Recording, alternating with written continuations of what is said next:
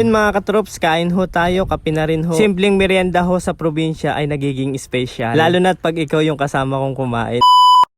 Hi mga katrops, magandang buhay. Jordan nga ho pala, ang taong tinadhana makasama mo pang habang buhay. Ay biro lang ho. Magandang buhay mga katrops, ngayong araw nga ho pala ay mag-uumang ho tayo ng boborat. At yun ay mamuno-muno na ho yung ating bangka ng tubig, kaya atin lang hong babawasan. Para maiwasan ho natin yung low budget ng Titanic. Ay biro lang ho.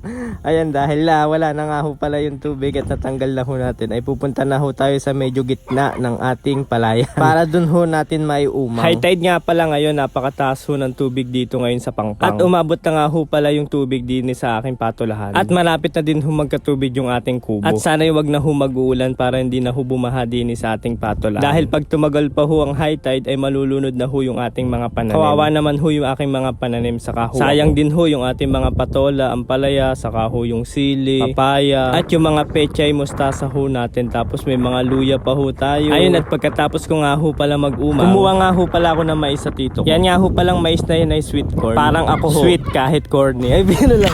Yan nga ho pala ay sariwang mais. Ay kahit hindi nyo na hulagyan ng asin ay matamis ho yan. Bagong pitas ho. At akin lang ho puputulin yung pinakasanga sa dulo. At yung mga dahon na nakabit ho dun sa sangang akin tinanggal, yun lang ho yung akin tatanggalin. Titiran ho natin ng balat. Ilalaga ho natin na may balat pa ho. At kung ikaw ho ay mainipin, ay bumili lang ho kayo ng luto ng mais. Dahil matagal-tagal din ho yan aking lulutuin. Siguro mga 1 linggo, ay hindi, 3 araw, 2 araw, 1 araw. Ay biro lang ho, 2 oras lang ho natin yung ilalaga. Ayun mga katrops, pag meron nga ho pala kayong sweet corn, anong luto nga ho pala ang ginagawa nyo diyan? Ay inyo hong i-comment sa comment section at ilagay nyo na din ho kung tagasan ho kayo. Masarap ho din kasi yan ilagay sa nilaga, sa bulalo. Masarap din hong igisa, nilaga na merong cheese. At ang pinakamasarap ho ay ginataan. Ang pagkain ho ng mais ay nakakabuti sa iyong buhay. Maisa sa katuparan natin ang pangarap natin na magkaroon ng 4 na anak. Ay biro lang ho. Ayun, at magsasalang lang ho ako ng talyase. Ang talyase hong mas matanda pa ho sa akin. Ayan, hong talyaseng iyan ay madami na hong naluto diyan. Ayan ho, kasing talyaseng yan ay hiramin. Lalo na ho pag may birthday. Ay pag may nangihiram nga pala niyan ay akin agad pinanghihiram. Ay pag binabalik kasi ay may dalang pansit. O kaya spaghetti. Ay kahit hindi ka na magpunta sa kanila ay may makakain ka. Pero kung gusto mong kumuha ng lobo ay ikay umaten.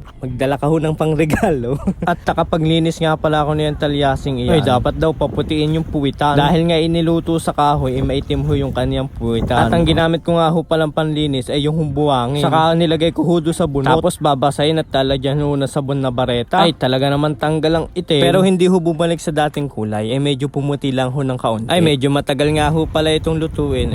Medyo ay matagal ho talaga itong lutuin. Tapos habang ikay nag-aantay maluto ay naaamoy mo pa yung sarap ng mais. Ay napakabango. Amoy sweet. Ayun, at pagkatapos ho ng 2 oras ay luto na ho. Ako'y kukuha lang ho muna ng 3. Syempre ho, yung isa ho ay para sa akin. Yung isa naman ay para sa iyo. At yung isa naman ay para sa anak natin. Ay biro lang ho. Eh abang nga ho palang binabalatan ko ay hindi ko humaiwasan amoy. Ay napakabango ho at amoy sariwa. At di na ho natin yung kailangan lagyan na asin, ay napakatamis na ho niya. Ayun mga katrops, kain ho tayo, kape na rin ho. Simpleng merienda ho sa probinsya ay nagiging special. Lalo na't pag ikaw yung kasama kong kumain. Ay biro lang ho.